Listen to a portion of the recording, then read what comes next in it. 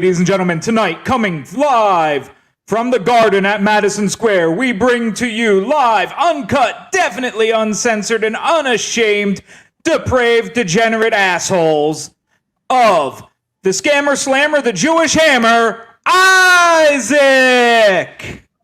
Hi, everybody. Getting ready to see the butcher, the baker, and the candlestick maker, Shane! Hello. And your MC, your bouncer, but mostly your whiskey drinker, Dozer. Hi, Dozer. Let's get it on. Penis. Oh, penis. Do you know that Doritos Wrong button. or Lay's makes a fucking Cool Ranch flavored potato chip? What the fuck? Do you know did that? not, but that seems extremely good. Is that what you went and grabbed, like right when we hit the countdown and you came back with it? Is that what you went and grabbed? Because it looked like you brought back like a salad in a pre-made. No, I grabbed my dab rig. I have a little container. Oh, my dab rig and my oil. That's what I saw. But when you carried it back, it looked like you just grabbed like a pre-made like store salad, and I was like, "What the fuck?" Good. Like, well, you know, where is that coming from? Gotta stay nourished, you know, eat my greens. I did eat a salad today. It was a Korean inspired salad with some toasted coconut on it, some little wonton strips. It was all right. Well, since we now see what Isaac's smoking, what's everyone drinking and smoking tonight? Well, what I'm actually going to be smoking is I've got some orange Kush wrapped in some peach flavored blunt wraps. I got 5 of these tonight, so we'll see how many I can get through. And then I have 3 drinks. Oh my god! The wild berry 8%. I got the peach twisted tea, and just for shits and giggles, and I might as well crack it as the ruby red White Claw. So. Cheers, boys. Destination unknown. Ruby Soho. Ruby grapefruit. So, Shane, what are you smoking there? Is that a? I got a Balmoral Escudo. I'm not smoking anything. I will be drinking a New Riff with Hank Hill on the bottle. Well, damn it, Bobby, you can't marry a head. Shane, what are you drinking, man? No, you already know. I keep it simple. I keep it simple, stupid for this show. Normally, every once in a while, I pop off though. Ooh, this has got a lovely ruby red grapefruit essence. Does it now? Because you know. You know, White Claw. Sheik of the week. Sheik of the week. Sheik of the week. Sheik of the week. That was a good one, man. You're getting better at this. He gets so into it. Did you see how like X factored and zoned in he was there? Yeah, dude. No. You know how much it takes? You know how much focus it takes for this white boy to have even the slightest sense of rhythm? Oh, yeah, absolutely, man. A lot. Yeah, I understand completely. I'm not inclined, you know. I too have to do the jams, the protection. Yeah. So. I'm fairly certain this is supposed to be your cue to be looking up Sheiks. Oh no, I've already got one. We're prepared. Wow. I like it. So the Iron Sheik tweeted a video of John Gruden making a very silly face on the sideline of an NFL game. Here, I'll pull it up for the viewers. I mean, look at him. He looks like a maniac. Oh, he looks like a cartoon character. Yeah. And then the tweet is retweet if you want Iron Sheik to coach the Raiders and suplex the NFL Bubba. Can you imagine that? Can you imagine how cool that would be? I would actually watch football again. That would be awesome. And I was a Raiders fan, and that man, Gruden, is the fucking reason that I'm no longer a Raiders fan. Yeah, I mean, fair enough. He's actually the reason I stopped watching the NFL altogether. Wow. Honestly, Are you gonna watch the NFL now? Because like no, like John Gruden is not gonna get rehired.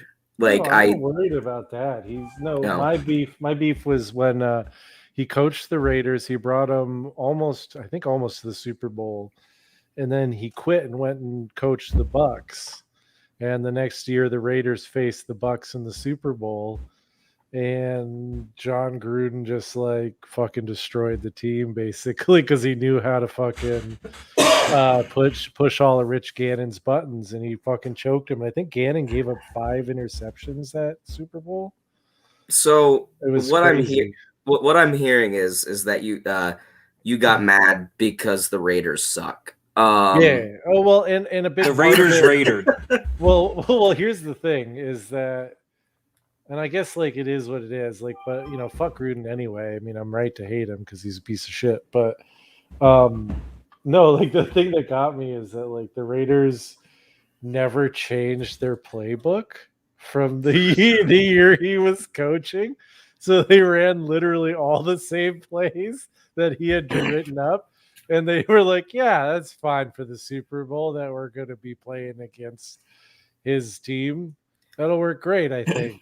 Yeah, well, that's the real issue with the Raiders is the ownership Raiders. and the front office, because they are maybe the worst drafting team in the league. Like every year, I love. Oh yes, hello Nathaniel. Oh God, what was his name? Jamarcus Russell. Jamarcus Russell. I mean, yeah, they fell into the trap, but a lot of teams would have fallen into that trap. You can't fault them for that. But the Raiders are my favorite team to watch every year. Them and the Eagles, because both upper offices are so bad, and then they always take some dumbass player like way too early, and it's the funniest shit in the world. Because then I go Twitter and I watch people having meltdowns, and Well, It happens every year. oh, absolutely. That's why I stopped. It's because I wasn't really like I was a diehard Raiders fan. I loved the team when they had Jerry Rice on it and Tim Rice, and they just had a really like incredible team. I think Tim Brown, like it was crazy. They were fucking good, and Yeah, yeah, well, just like anytime they did that, like they blew them up, and I just got sick of like being heartbroken. It's kind of how I feel about baseball these days. You and Wade would connect or like this because of that. He used to be a Dolphins fan back in the day. No, we would try Doc or whatever. Yeah. Touch tips. But yeah, he was a Dolphins fan back in the day, and about 2009 ish, I would say, just gave up. It was the year after they took Ted Ginn, Ted Ginn Jr. from Ohio State, who is like a 5'9", just speedster wide receiver, short but really athletic and fast. And like the Dolphins had no offensive line, and like the wide receivers were one of the better like components of their team at that point. And then they just took him for no reason. I remember I was up here and he was downstairs where he normally hangs out. And it was one of the first times I ever heard him say fuck. Like all I heard was, man, what the fuck? and I walked out of my room and I was like, what's going on? My mom was chilling on the couch in the living room, and she was like, dumbass dad's mad about football. And I was like, ran to the top of the steps, and I was like, what happened? And he was like, I took Ted Ginn. What the hell are they doing? God damn it. And then it was like the year, like after that year, he just like peaced out. All I know about the Dolphins is that their kicker really liked to have the laces out. Yeah. And the Dolphins are a lot like the Raiders, man. Like won Super Bowls. Go ahead, Dozer. The Dolphins had the perfect season at least. Yeah, no, absolutely. But like they also haven't been good in like 20 years. So and like neither have the Cowboys. Dude, the Cowboys. No, when I was a kid, dude. No, when I was a kid, the Cowboys were fucking incredible. They had that Oh. they won back-to-back Super Bowls with Troy Yeah. and Emmett. People Oh did my love the God. fucking Cowboys. People Dion, they still really love the were. fucking Cowboys. I hate those. It's a motherfuckers. problem. It's an epidemic. But for those of us who actually watch Thursday Night Football, which is not me, you will be surprised to learn that the Tampa Bay Bucks are beating the Philadelphia Eagles 21-7. Oh, dude. Man, we're like a regular Shocking. sports podcast. Yeah, now. you want to. What's going on in the WNBA, guys? Any Oh, titties pop out? they got just nothing. finished their season like last week. In Did the anybody- in the NHL tonight, the Blue Jackets of Columbus are winning 7-1. Seven's a Wait. lot for hockey, man. Columbus has a hockey That's team? Yeah, yeah. Wow. There are way too many hockey teams if Columbus has one. I know. But you know what? Columbus is so bad. That's what I'm Like- saying. Yeah, there's too many teams. There's too many teams. There's definitely too many teams. But you know what? I'm going to try to bring us back to something wrestling related. I'm going to give us a question of the week. Yes. So, for this week's question of the week, if there were to be a comic of any current wrestler, who would you want it to be? They're a comic. Yeah. A comic book. You know, old school. Turn the page, wash your hands, turn the page, wash your hands. I have an immediate answer, and Okay. that's I'm gonna do a tag team. Is that all right? Wait, It's absolutely can I guess? okay. Can I guess? Is it Jurassic Express? Mm-mm. Okay, that would be my guess No. for what you were gonna say. No, it's Pentagon Junior and Ray Phoenix, because Ooh. like you could totally do like anti-hero or straight villain stuff with them, and it would be really cool. You could have them be, the good guys or whatever, and it would still be cool.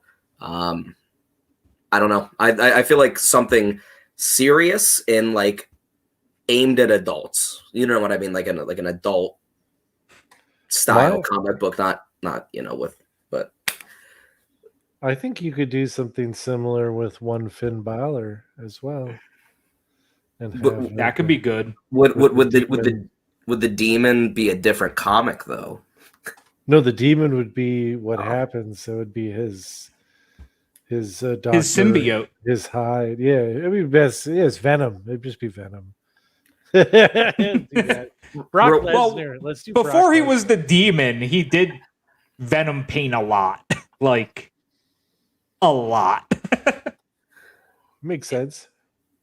I am going to stick some wrestlers as a bad guy in another comic book because I want heels. I don't want somebody to be the good guy, and I don't want a comic portraying the Bloodline as the good guys, but I'll have the Bloodline going against the Punisher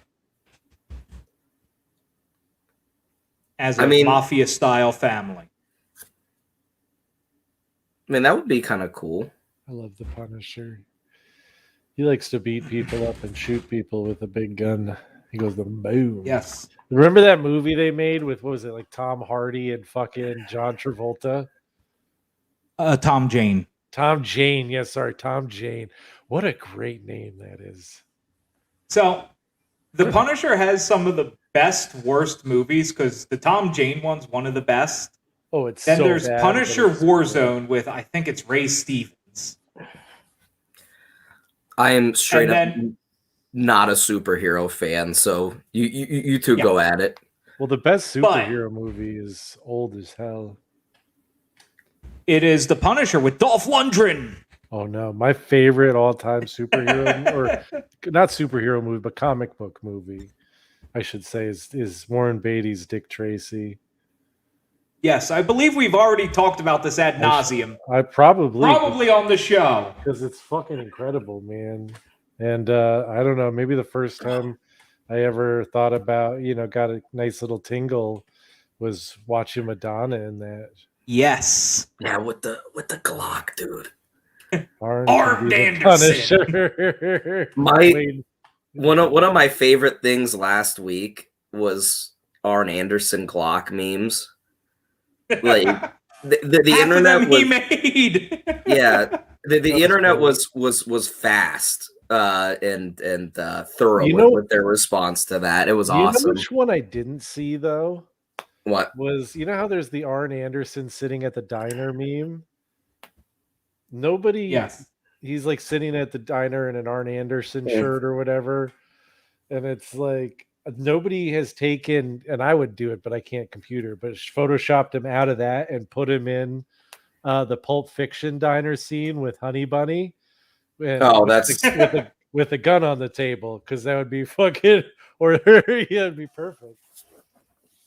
That would be pretty damn good, but I can't computer that well either. Yeah, I can't computer. You have seen our cards for the our thumbnails. That's what they're fucking called. We've got a thumbnail. Yes, we do. It's something.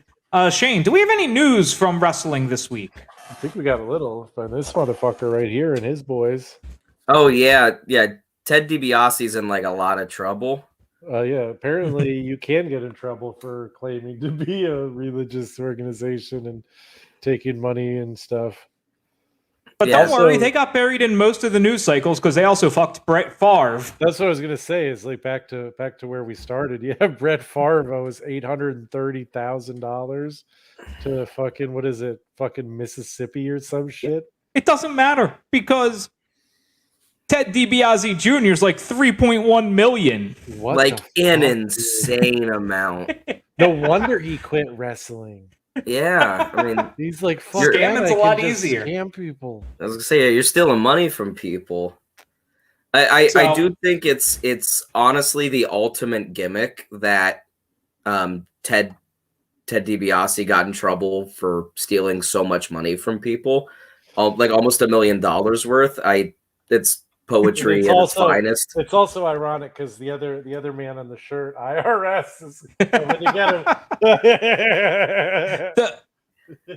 But it's sad that we already used the formerly rich, now broke ass gimmick on Baron Corbin because Ted DiBiase Jr. might be needing a return to wrestling to make a couple dollars to pay it back. Senior too, man. He's gonna have a couple more ladder match things. Yeah, is there any like just talking about in the realm of like major companies? Is there any room for Ted DiBiase Jr. at this point? Like he hasn't wrestled in so long and he's been nowhere, and like he was always a good worker, but never like the greatest thing you've ever seen. MLW has a couple people leaving soon, so yeah, I mean, but I also don't consider MLW in the upper echelon of wrestling companies. The only thing he's like actually known for is a fucking story that Cody Rhodes told. Yeah, dude. He's trying to fuck on me. Yeah, dude, that rep is trying to fuck on me.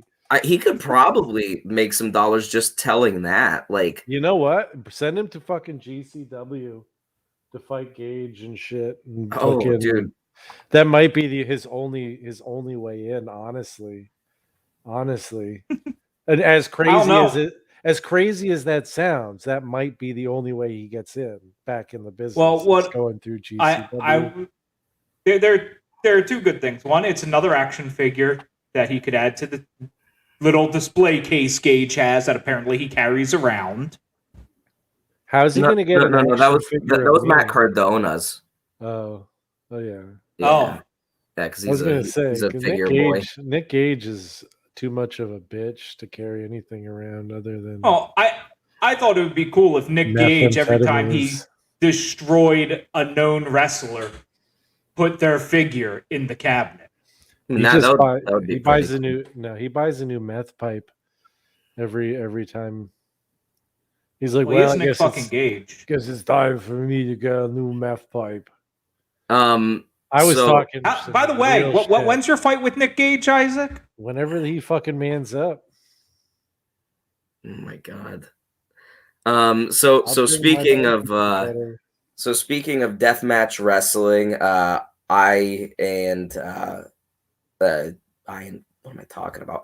I'm going to unsanctioned pro. What the hell's going on? That's horrible. But fair, going to dude. Unsanctioned Pro on Sunday, they're running like 2 back-to-back shows at like the local rock club by my house, the new one, King of Clubs.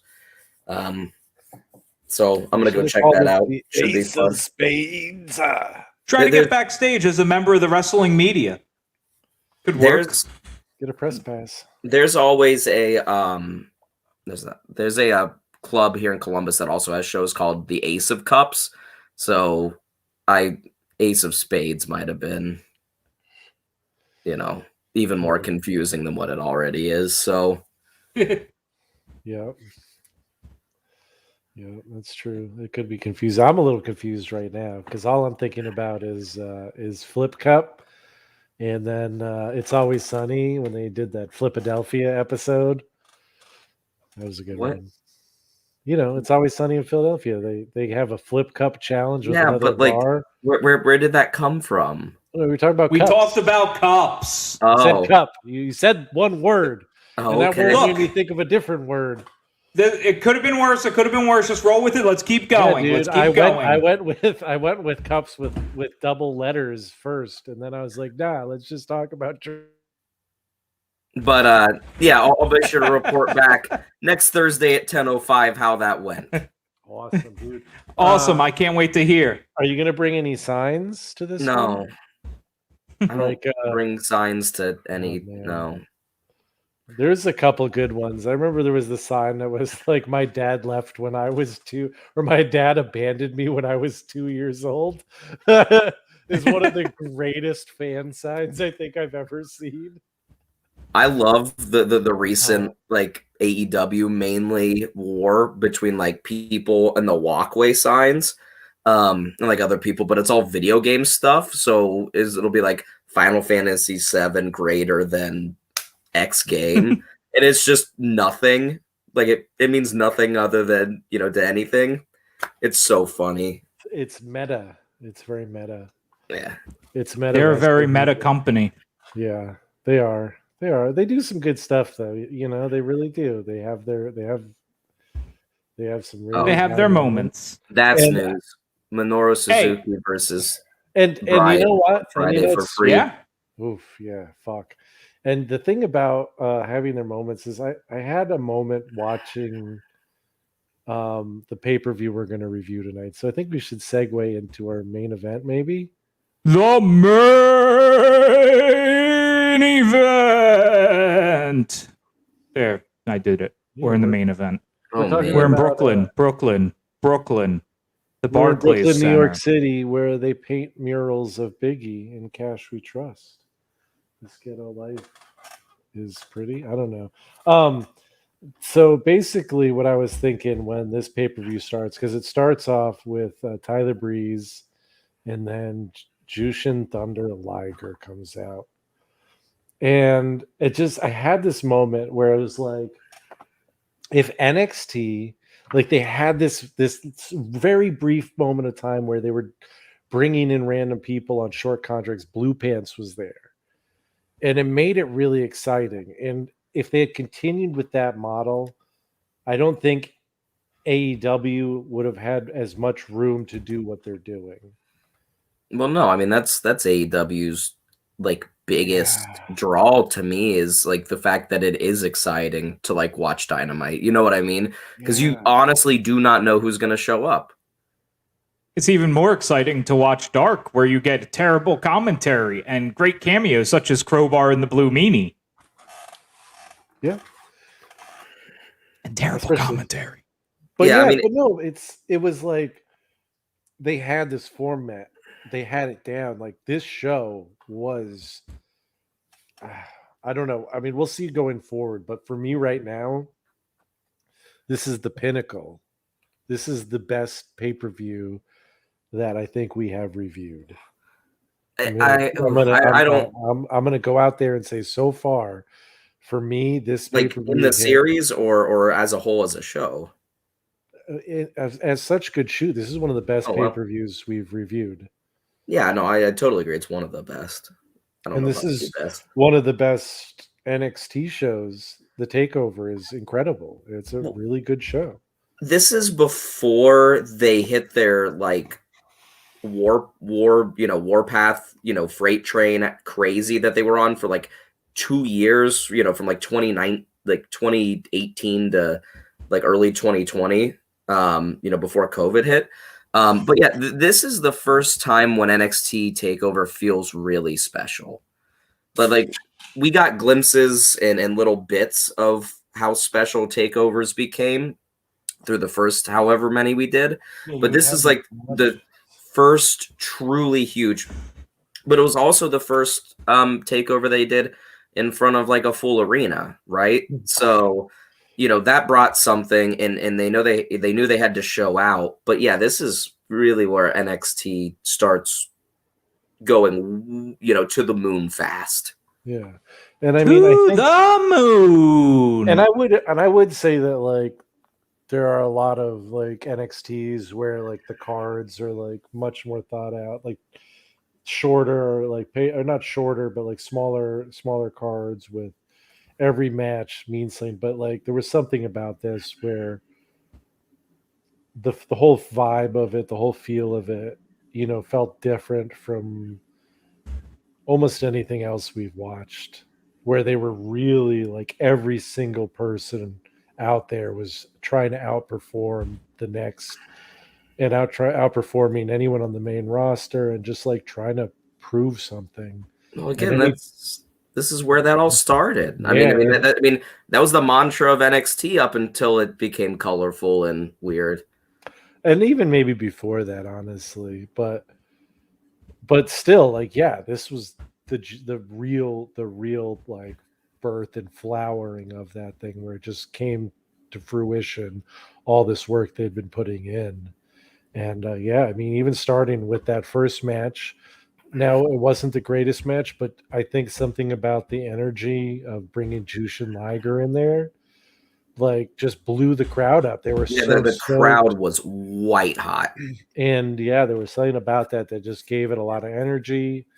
Um, Tyler Breeze, I've said a million times, is underutilized and underappreciated, but as soon as he's able to, I'm curious to see where he ends up. You know what I mean? Like, he's somebody that would be incredibly fucking useful anywhere he goes. You think he's going to Yes, you're AEW? absolutely right. GCW. No, I think he's ending up in the artist formerly known as TNA. I think he ends up in Impact. It immediately becomes one of their biggest stars. I think that's a perfect size show for him to be a main eventer. And Heath is back there. Mm-hmm. Shout out to our boy. Yeah, he just Absolutely. re-teamed up with Rhino, I believe. And then they're Oh, gonna go try and shit. beat up Sammy Callahan. Dude, that's such an underrated tag team. No, I agree. They were very good.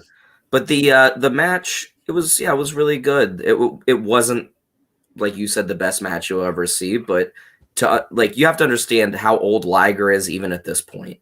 Mm-hmm. Oh, He's like yeah, 50 or he's old. something. Yeah, I mean, and the fact that he was able to have the crowd in the palm of his hand like that, He killed most everything looked crisp. it. It was too short.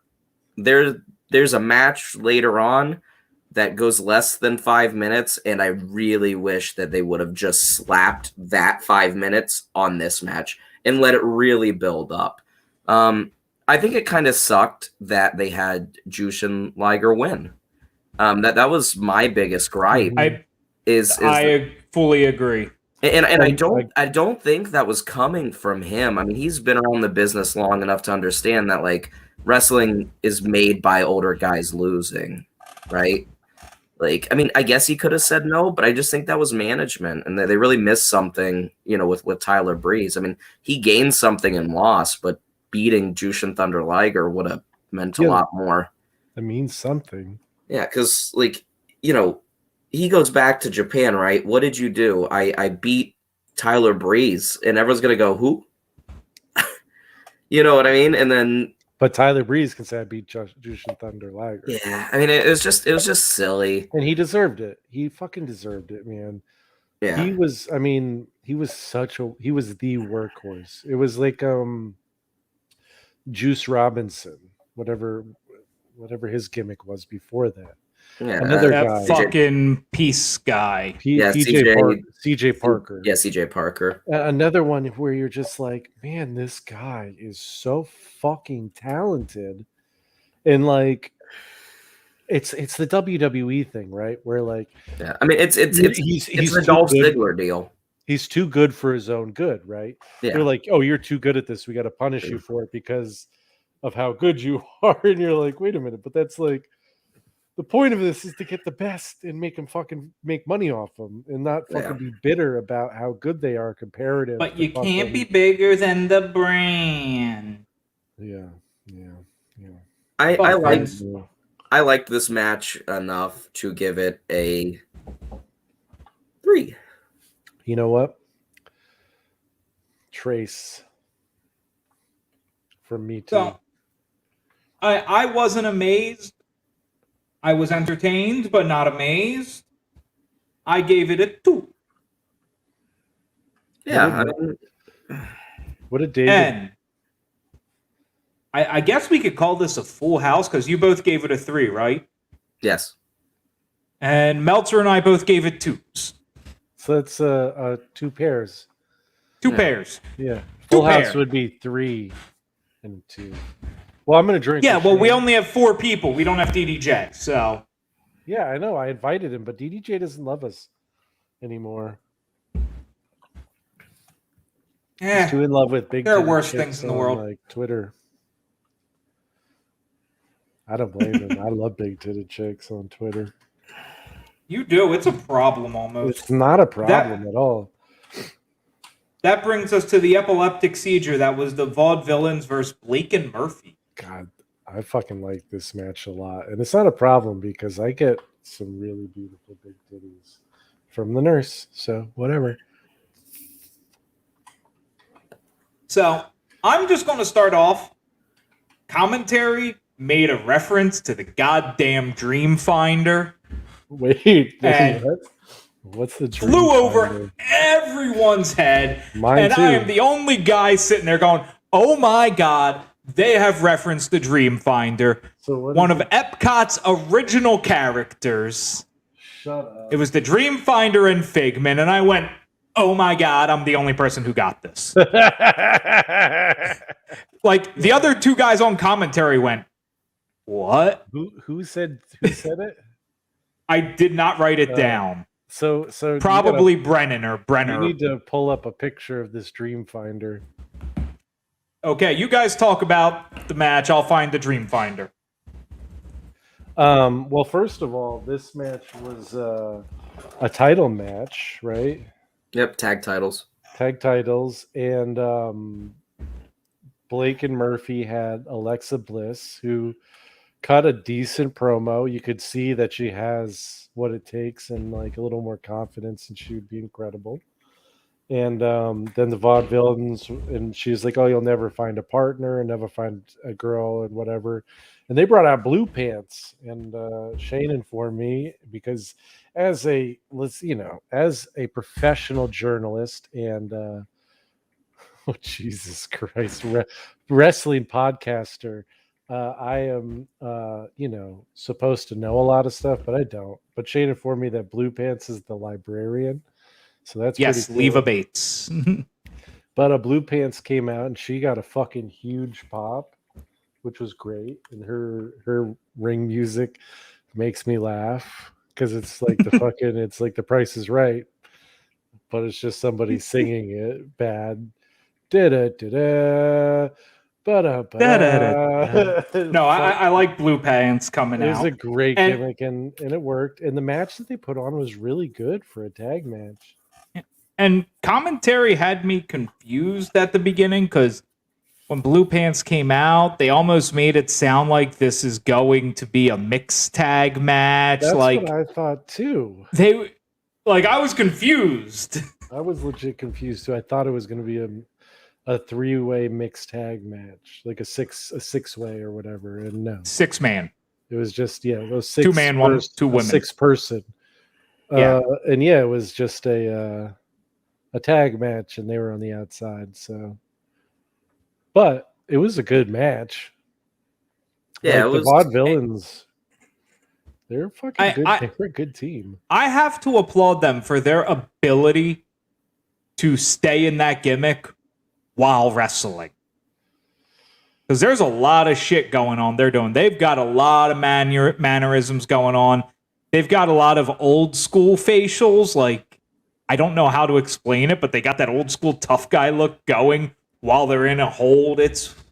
I got to give them props. That was awesome. Especially, what's his name? Simon Gotch. Simon Gotch. He's underrated. I think he's a really good wrestler. Yeah, I mean they're and yeah, they were always super committed to that gimmick. I mean, Mm-hmm. like everywhere. I'm pretty sure I heard stories that they would try and keep kayfabe in like super public situations, like especially if they were around other wrestlers and things, which is pretty cool. Josie, you were going to say something? That is dedication, and I always love Aiden English because he's another whiskey drinker. Yeah, he has Wrestling with Whiskey, great podcast. I do remember like there was a shit ton of beef between Simon Gotch and what's his Enzo D'Amore. Because Simon's like has had a lot of respect for the business, and Enzo didn't give a shit. Which like I get, like it is fucking now, but he also said that he was the worst wrestler he ever wrestled, ever. So,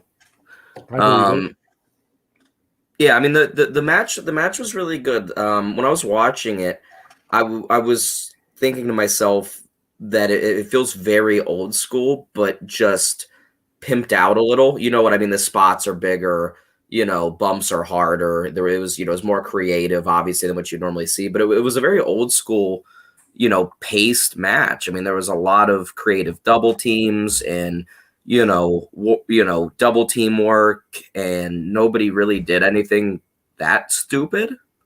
You know what I mean? It was just a really well worked match, and I thought the finish was great. You've got the Vaudevillains who just hit a couple huge moves, really close, near falls.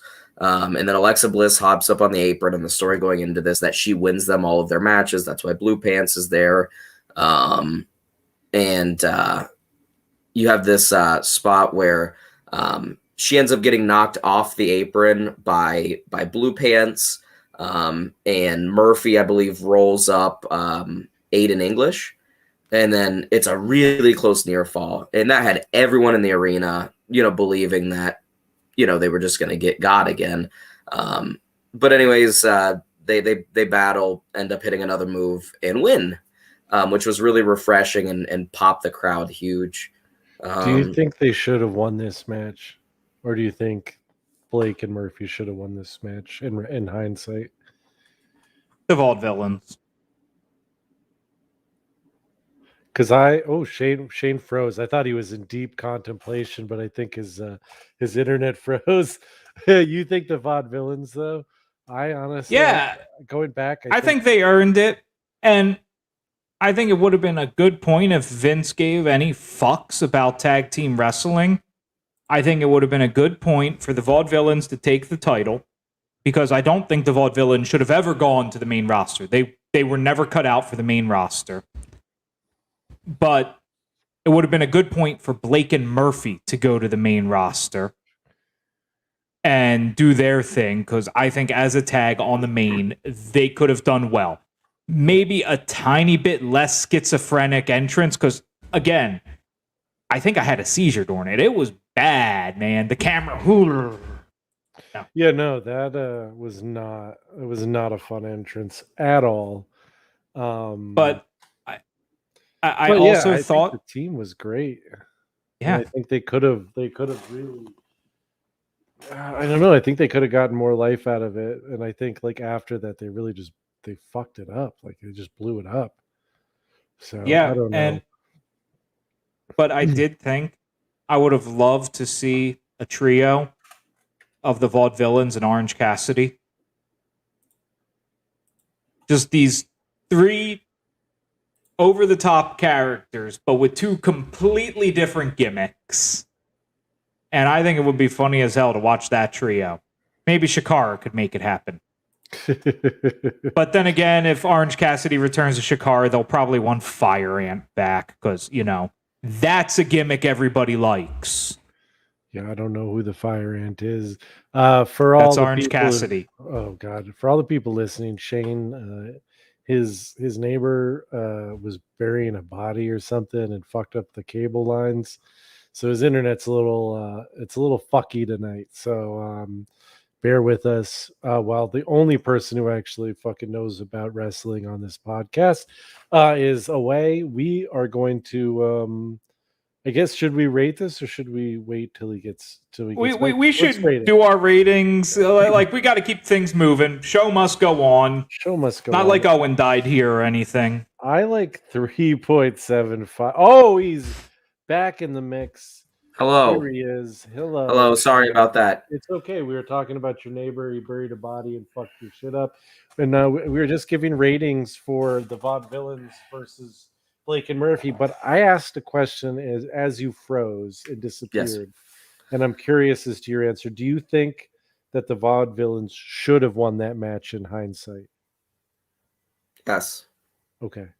I mean, Blake and Murphy were still a weird team to have as champion. Even at that point, their whole reason they were together was Alexa Bliss.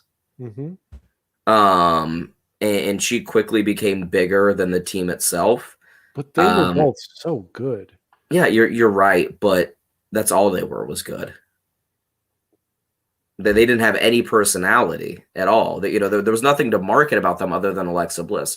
So why saddle her with them? You know what I mean? She can go off and do her own thing. Okay. Yeah, I mean, the Vaudevillains aren't going to be tag team champions much longer. This is still a really hot potato-y time in NXT. Rating for the match? Yeah. 3.5. I gave it a 3.75. I also gave it a 3.75. Damn, I'm drinking again. What did Daddy rate it? What did Big Daddy Meltzer. He was not as hot on this match. He gave it a 2.25. Probably because he hated the Vaudevillains, probably. That is criminal for this match. 2.25 is really outrageous. I mean, I'm not going to argue for some of the shit he's rated 3s and 4s though. Yeah, I mean that's terrible, Dave. Terrible. With the exception of match 1, I think I disagree with his ratings on every match of this show. So, well, and that brings us to the third match where we have the Perfect 10, Ty Dillinger, going up against Apollo Crews. This was the match that I was saying they could have cut and added to Jushin. Piss break! Yeah, it's like less than 5 minutes. It was such a weird thing. But for me, I mean, it sucks because like Ty Dillinger was over, but I feel like it served its purpose. Bro, look and at him. Isaac is sneezing. And he's dying. Isaac's dying over there. I'm good, dude. Do you see that magic muting I did? Yeah, that was pretty good, man. I got it. I just got a little smoke up my nose from the blunt, and it tickled it just right. And I don't know if you've ever heard a big nose Jew sneeze, but it's loud. I thought this match was good for what it was. Honestly, this was Apollo's first match, right? Yeah, this was his first match. I mean, I totally agree with everything you're saying, and it wasn't bad.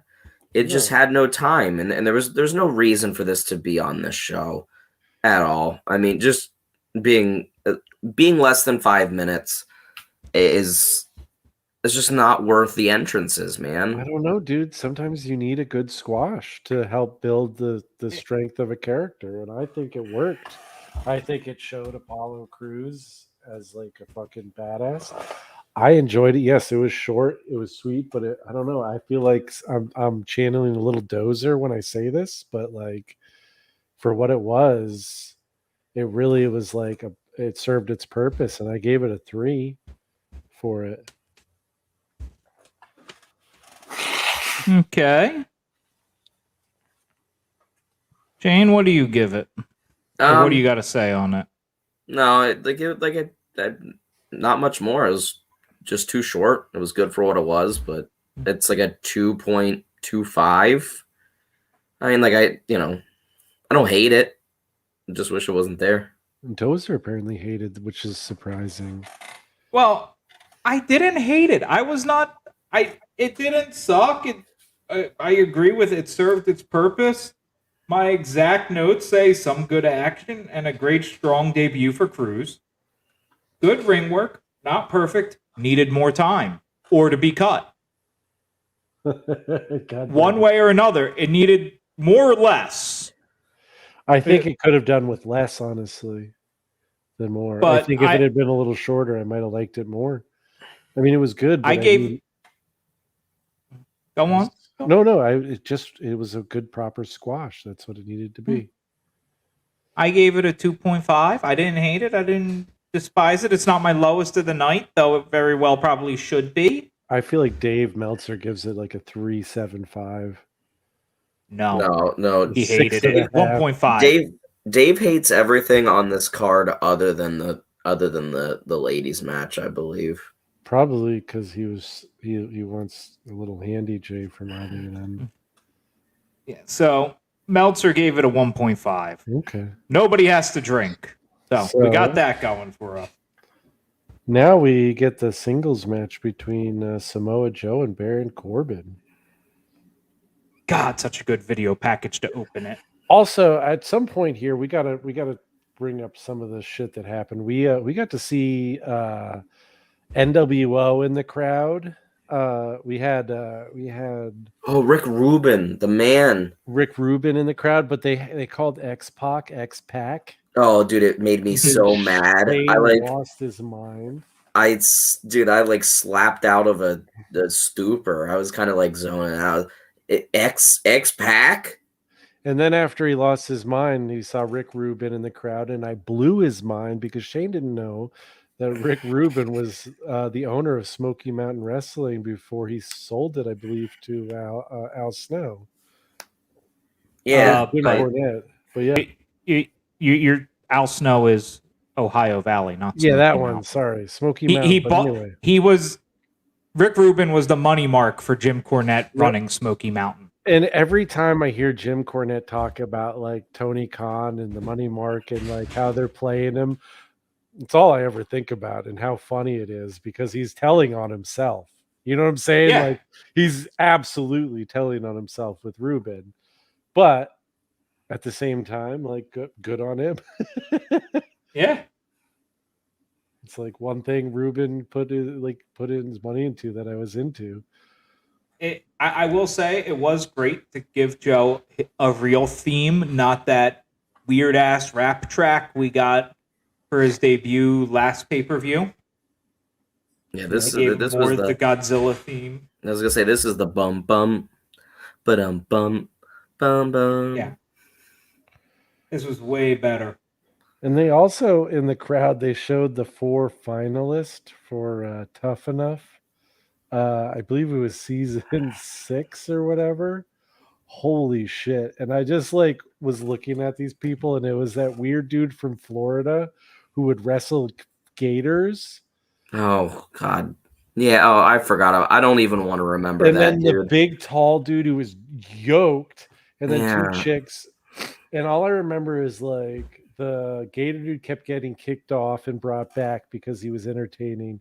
The tall dude won, and he had that weird thing in the ring where fucking Vince McMahon slaps the shit out of him, and then Stone Cold gives him the stunner, and he got up too quick, and they kicked him out of the company because he got up too quick. And that was the end of it. And I just was like, holy shit. I just remember I was just laughing watching that because it's they made Tough Enough seem like a thing that was actually important. Yeah. It never was. Is there anyone from Tough Enough? Anyone? Not a winner. Who is currently a professional wrestler on a major level? I do not know. I'm sure DDJ could tell us, but he hates us. So. DDJ.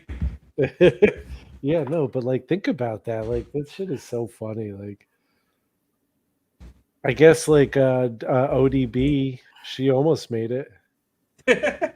It's like a lot of But the people she who didn't even get on, like what's his name? Boogeyman. He's another one. He got kicked off because he lied about his age. Yeah, I mean, oftentimes the best participants don't win personality contests. But yeah, But so we can get back to the actual event now that we've talked about the ringside guests. yeah, this was the best Baron Corbin had looked at this point, and that's extremely unsurprising because he was wrestling Samoa Joe. But it was like 10 minutes long. They beat the piss out of each other. Joe, towards the end of the match, it's like a spinning back fist from hell, and it was so tight. Yeah, I mean, it was just a big guy car crash. It was. I had a lot of fun, honestly. Was this Samoa Joe's first match at NXT? No. This was Or was this his first takeover? I think it was just his first takeover. And I thought, I mean, honestly, I thought this was one of the, this is the first time I saw Baron Corbin look okay in ring. And Samoa Joe really carried it. But at the same time, I really enjoyed it. I did, because it was two big men just beating the piss out of each other. And it wasn't Corbin trying to wrestle so much. I enjoyed it. And I love Samoa Joe. I don't think it could have gone much longer. I think Corbin would have died. I think I don't know if his cardio was up there, but it could have been a minute shorter, but it was pretty good for what it was. 275. This was one of the weaker matches of the night, and it was still really good for me. Yeah, I mean, like I sent when I was watching it, this is a great, piece of business for Vince. I was mad as hell when I was watching this live because it's like, how the hell are you going to have Samoa Joe's first takeover match be against Baron Corbin? That's awful. But like you go back and you look on it, and Baron Corbin is a Hall of Famer in the WWE comparative to Samoa Joe. I mean, it's so fucked up Sadly. to Like, think of it that way. But yeah, you're right. Baron Corbin is a much bigger star in the main roster than Samoa Joe was ever allowed to be. And Samoa Joe is in injury hell right now, just purgatory. It just seems like he's waiting till he can get out. Yeah, I mean, Again. because Joe is obviously like one of the best wrestlers of his generation. Like absolutely incredible in his prime. And like he just got there too late to like I would have loved to see Samoa Joe in his prime right now in AEW or in his prime in fucking the Hey, dude, the thing is that he's still like extremely good. I know. I know, but yeah. health wise, But who knows how much of that's like WWE being weird about shit. Like people have proven time and time again that WWE, if they don't want you to wrestle, will just ping you with injuries. You know what I mean? That they don't want you to wrestle for. Mm-hmm. Yeah, whatever. Ratings? I thought that this match was honestly about as good as the opener, just in a different way. I think it's a 3-star contest. We were very close. Yeah. Well, much like the opener, just in a different way, ladies and gentlemen, this match brings us to two pair. Because I gave it a 3. It was a good contest. I love watching Joe work. Good Did stuff. I agree with Meltzer? No. Yeah. No. Yes, you did. Meltzer gave it a 2.75. Wow, we were very close to a clusterfuck. Thank God for that. That could have been disastrous. I know, dude. I'm drinking 8% right now. And to answer a question from earlier, there is exactly one tough enough wrestler wrestling at a high level currently, and they are currently in contract to the WWE. And that would be Mr. John Hennigan, a.k.a. Johnny Okay, Mundo, a.k.a. course, Johnny Nitro, of course. a.k.a. John Morrison. Of course. I can't believe I didn't even think of it because he came in second place, right? No, they did two winners that year. 2 winners. I only looked at the winners. I did not look at the full rosters. Johnny Mundo was God, he's a good wrestler. Yeah. Now everybody's favorite segment, Stephanie McMahon comes out. She talks how there's 15,000 in attendance, which seems low for the Barclays Center to me. I don't know. Let's see what the Barclay. I don't know. It seemed low. And they go on. They talk about the Divas Revolution. This is the first main event in women ever have, but it's a co-main event, so it's not really the main event. I'm sorry. And boy, should it have ever been the actual It main really event. should have been. By the way, the Barclays Center offers 17,732 seats for basketball, 15,795 for hockey, and up to 19,000 seats for concerts. So 15,000 is very respectable for wrestling. Yeah, I mean that's a 15,795 is what they offer for hockey. Well, So, yeah. at one point they on commentary they were talking about how like earlier in the day they had released like 250 like Limited view. Yeah, like limited view tickets just because they figured out that they could. And then it sold out in like 3 minutes or something. Obstructed views. Again, this was the first NXT takeover that was actually accessible to people. Dude, you know, and it was on like a SummerSlam weekend or whatever. You know what? It just everything made sense. Yeah, this match. Oh my god! Again, was kind of the the moment, right? Where everyone understood what was going on in NXT, where like everything made sense because this was really as good of a professional wrestling match as you can get, to the point where a botch late in the match where one of the wrestlers almost really hurts themselves, we'll get there, becomes like a really cool moment in the match. I mean, obviously, luckily, because nothing actually happened, but I mean, everything just worked. Yeah, this match, I mean, there's not often where I lose myself in a wrestling match completely. Every now and then it happens. I remember the Ronda Rousey's WrestleMania debut. I lost myself in that one. There's been a few since then, but this match, especially watching it yesterday, I got so into it. I literally forgot there was another match after it. And I turned it off. I was like, wow, what a great pay-per-view. This is perfect. I'm glad I did, because I wouldn't have had the mental energy to watch the next match and grade it fairly. But this match, I mean, everything about it, it's so important. In hindsight, you know it's important, but even at the time, it felt that way. Bayley and Sasha were incredible. I mean, they really were the two best of the four at that time, in my opinion, in ring, in every way. Charlotte was great, but she was still not to the point where she is today, Charlotte is probably the best female wrestler on the planet. Yeah, especially if you don't include like really striky like Japanese women wrestlers. Yeah, Asuka's up there. Asuka's really up there. But I mean, especially out of those four, like at the time, I mean, Charlotte was good, but goddamn, like Sasha Banks was the best. And that's why she was in the position she was in. Bayley was right there with her. I mean, she was working her ass off, and that match, man, just you could feel it the whole way, the build to it, like the whole storyline with Bayley always coming so close. It reminds me of the Kevin Owens thing with almost getting there.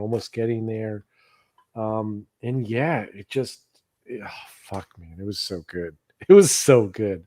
I'm gonna let you talk about it because I'm just gonna fanboy, and I'm at risk of just getting to the point where I talk about their asses. So Yeah, I mean, like you said, I mean, everything that they did worked. The match had a little something for everyone. There's a ton of technical, chain wrestling. There were some nice strikes. There was grappling. There was submissions. There was, crazy lunatic bumps. Like I said earlier, Bailey towards the end of the match, there's a botch where Sasha is supposed to push her off of like the top rope. Bailey, for some reason, just like jumps straight up in the air and then nosedives.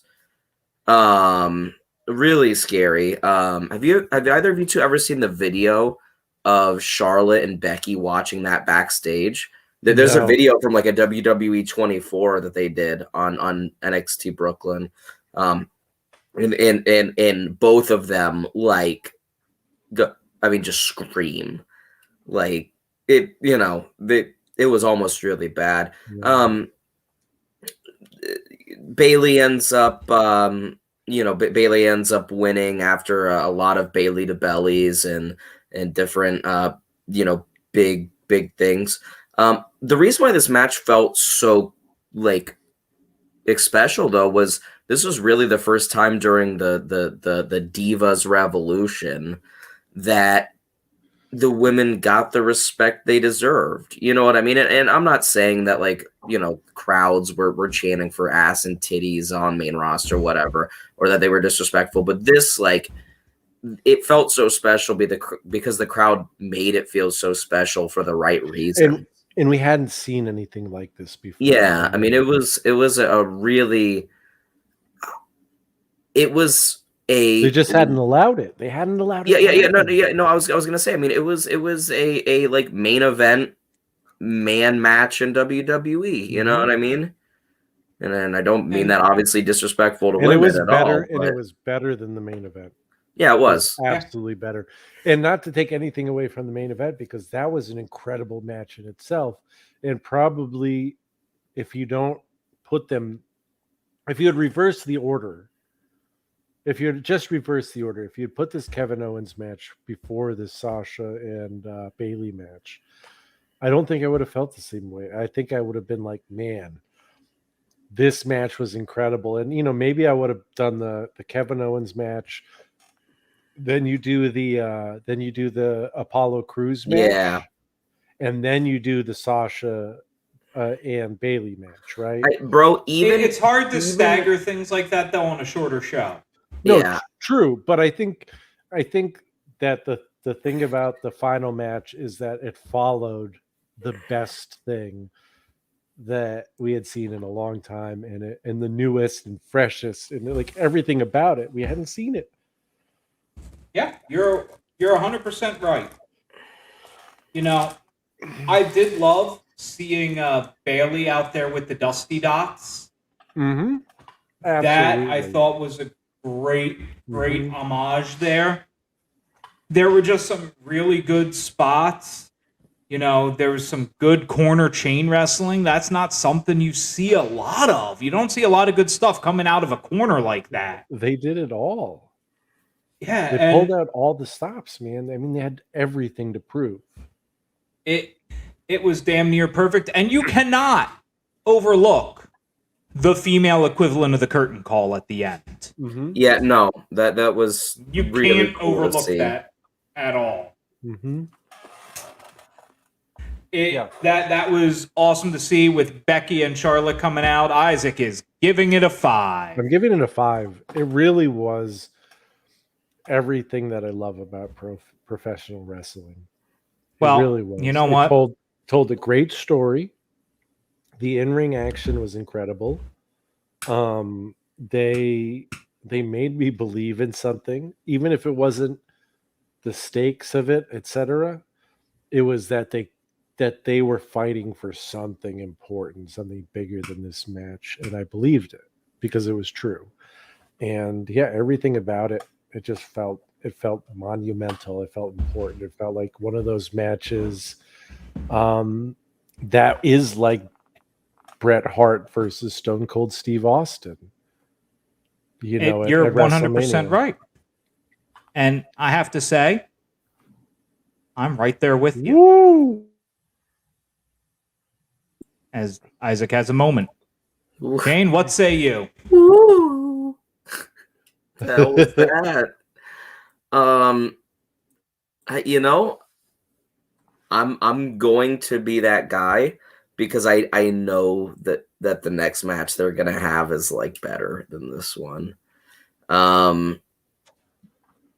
This is a 4.75. It is a damn near perfect match, but it's not the Iron Woman match come next takeover. So, we were so close to a 3-way, but also so close to a 2-pair. Meltzer gave it a 4.5. I hate him so much. He's so wrong. It deserves better than a 4.5. I'm sorry. Especially on a man whose scale goes to like 19 now. Seriously, the fact that he's full of shit. This was even Shane is like 3/4 of the way full of shit on that one. But I do say, knowing what's coming, but that's going to be a 5 too. So whatever. Yeah, I mean, I know I like that one more.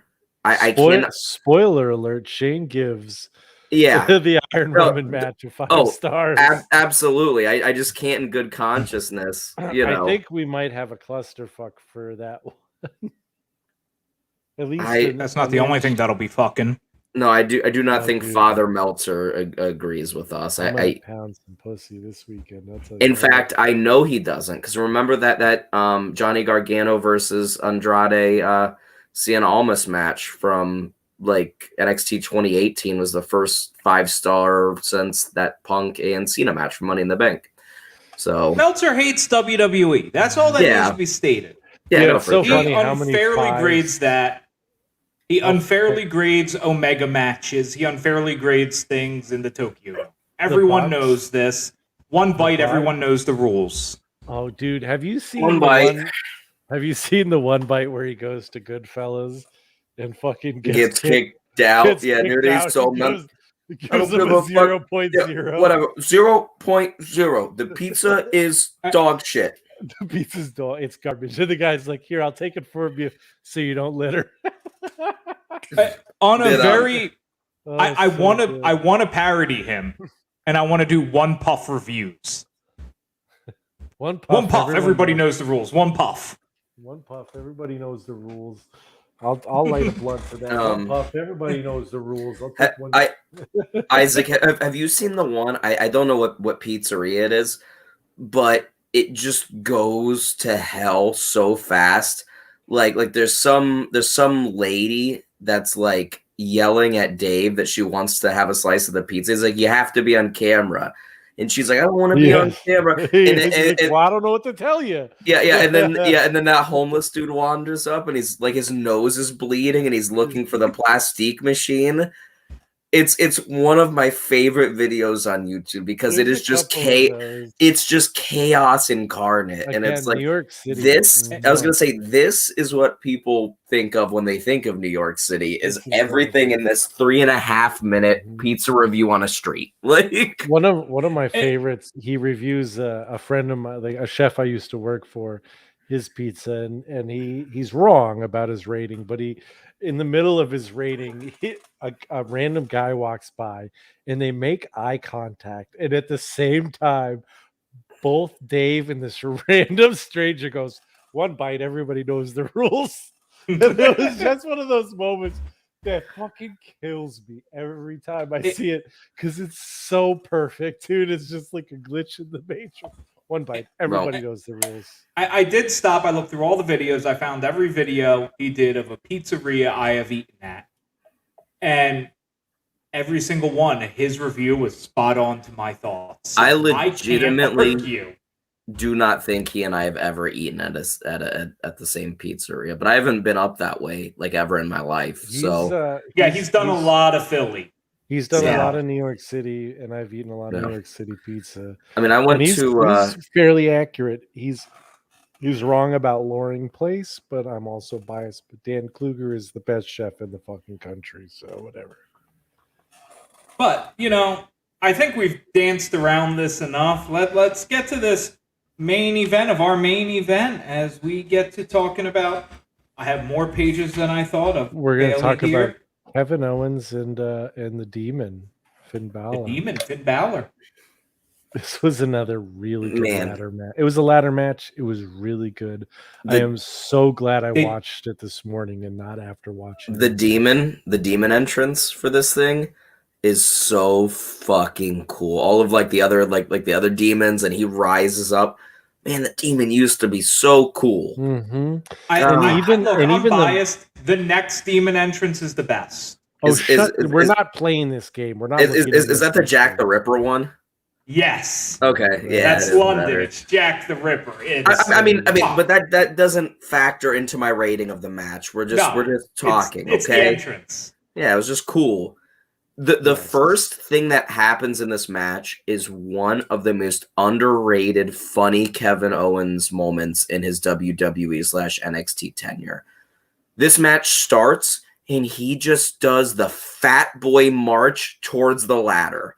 Doesn't do anything at all and just marches. I was laughing my ass off by myself because it was, Owens went hard in this match. Owens went so fucking hard. You don't see him wrestle like this. They don't let him wrestle like this. Well, no, and unless it's Sammy. That is the one guy that WWE will not fuck with him in how he wrestles. It's it's better to just let him go. Well, I mean they've done it so many times. I mean those dudes have wrestled each other. Yeah, thousands of times now. They're the real best friends, dude. No, dude, absolutely. But yeah, this match had the unfortunate. It was great. It was a great ladder match. It was better than good. It had the unfortunate fucking placement of going after the most incredible women's match we had ever seen up until this point. And that's unfortunate for them. Like I said, if there had been a break between the matches, if there had been anything to let the crowd get back into it, there might have been some fucking might have been more crowd but it just the crowd goes real haywire. Who is Young Opiate and where have you been all my life? The crowd goes real haywire at the beginning of the match. They're all yelling at something other than what's going on. Yes, there was a fight that broke out. Yeah, fight or whatever. But I mean the crowd was into it. I don't know. I don't know why I don't love this match as much as you do, and I don't think it's bad by any means. All of the spots were good. How many times do you guys in his career think Kevin Owens has been fucked up on a back body drop? And by that I mean, how many times has he taken a back body drop on the concrete, on a ladder, on something other than just the regular ring? Because that dude takes 3 horrible back body drops in this match. Yeah,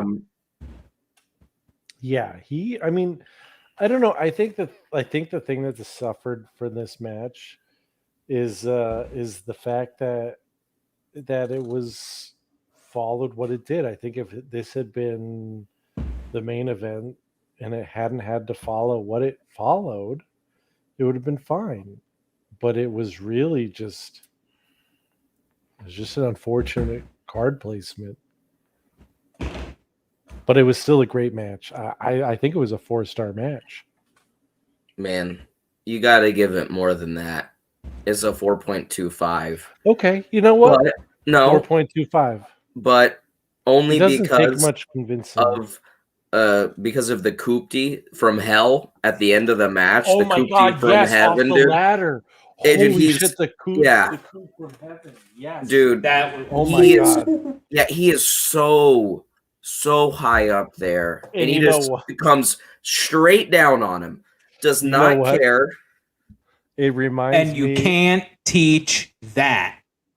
it reminded me of the very beginning when fucking Owens gives him the standing senton and lands full Oh, on. dude, it starches him.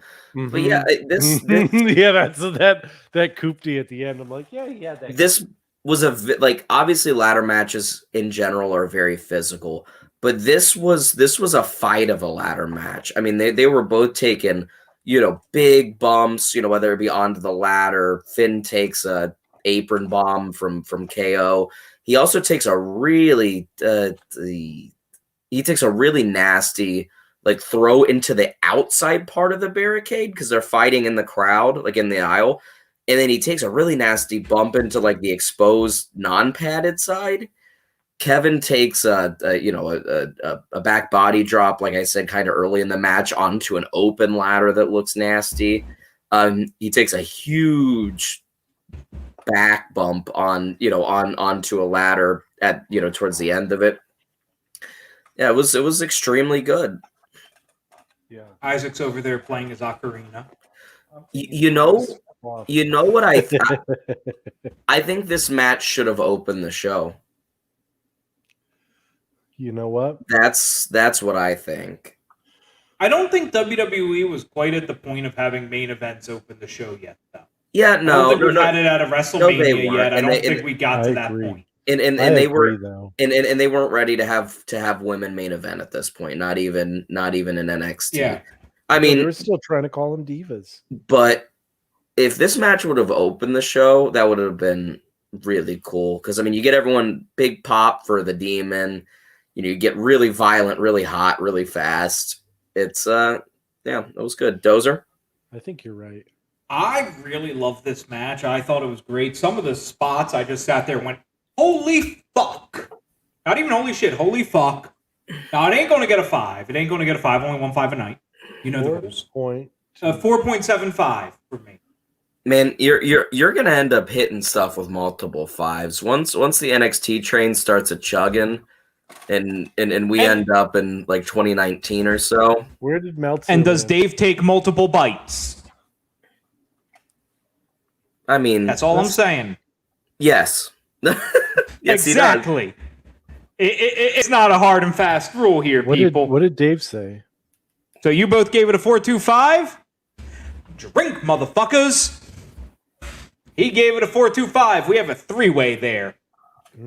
Well, listen, I think his rating. I think his rating, while incorrect for the women's match, I think he rated it appropriately. You know what I mean? He did rate it higher than this match, and he thought this match was really good. So get a little bit of credit where it's due to Dave for that. Especially considering how shit he rated the rest of the card. Yeah, Dave, do you think? I mean, he warmed up. Right, dude. I'm sure Dave Meltzer gets pussy. Have Isaac, you seen his room? Well, I don't think it matters. What's your rating for the whole show?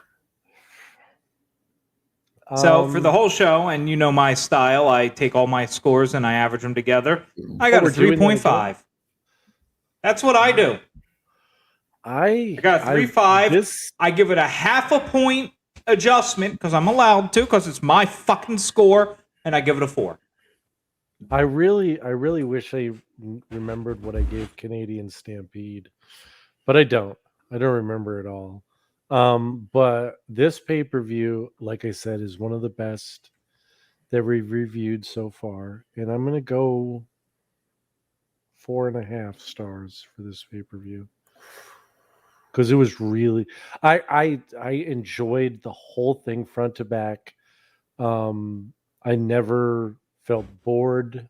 There were moments where I was like completely sucked in, and when I think of NXT takeover pay-per-views that I want to go and watch again, Brooklyn and London are the two that always pop up first in my head. San Antonio, baby. Those two are the first two that always pop up. Brooklyn and London, because it was just the beginning of something beautiful. And so for that, 4.5. Brooklyn like two or three. Whatever. I think this was like a 3.75. Okay, I thought you were giving Brooklyn a 2 or 3 for a second because No, I'm no. just Not talking about Brooklyn NXT Takeover 2 and Yes, 3. yes, Yeah. I was like, holy shit. Oh no. Yeah, I mean it's a 3.75. I was never bored. But it really the first 4 matches are all really nothing super special. Like the tag match was really good, but it's not like a go out and watch it now situation. I mean the women's match, like we said, is fantastic and a must watch. You might as well watch the main event while you're watching the women's match. But in the grand scheme of NXT's, this was the start, but we end up getting to the point where like whole cards are like 4+ star matches. Like that's where we end up. Yeah. I guess Thank I can't you. argue. Yo, I bet you could do some nice cocaine off of them, Mr. Young Opiate. Young Opiate, do you do other opiates? I'm curious. Or do you do other drugs other than cocaine and beer? This is an interactive show here. We're here because we we love pro wrestling and drugs. Stuff. We are done reviewing. We the are such pay-per-view. good shoot, and we are intoxicatingly entertaining, Okay, I just like drinking. or at least we think so in our heads. I used to do a lot of blow back in the day. I have not done cocaine since I was, I want to say 20 years old. So 17 years I've been cocaine free. Do you ever think about the fact that like if you just like fucked up your life a lot more, you could have ended up like Steve-O? I mean, it's the thing that I really think about, honestly, and 100% real talk, is if I had tried doing half of what I did at that time now, I would just completely ruin my life. Like doing it when I did, like as stupid as it was, like I had no consequences. If I tried that shit now, dude, holy fuck, dude, I would just be homeless in a ditch somewhere. So God bless doing drugs at young ages or whatever. And young And Opiate, that sounds I like a love great you. lesson. Yep. Dozer, I was getting ready. Hit it. That sounds like a great lesson to leave on. If you do drugs, do them young. We do not recommend doing any drugs, despite what Isaac may tell you, because, lawyers and shit. Yeah, don't and do until drugs. next time, we're such good shoot. Next time, I don't know what we're reviewing, and maybe some old WCW shit. Maybe we'll rank some stuff. Who the fuck knows? We'll figure it out as we go. Real soon. Johnner's Podcasting Network is a wonderful place for us to be. We love it. It absolutely is. Download the goddamn app. Down the app. Over there. Visit Wrestling with Johners and don't do drugs over there. He's Isaac. That's That's Dozer. Shane. I'm Dozer. Fuck you and have a great night.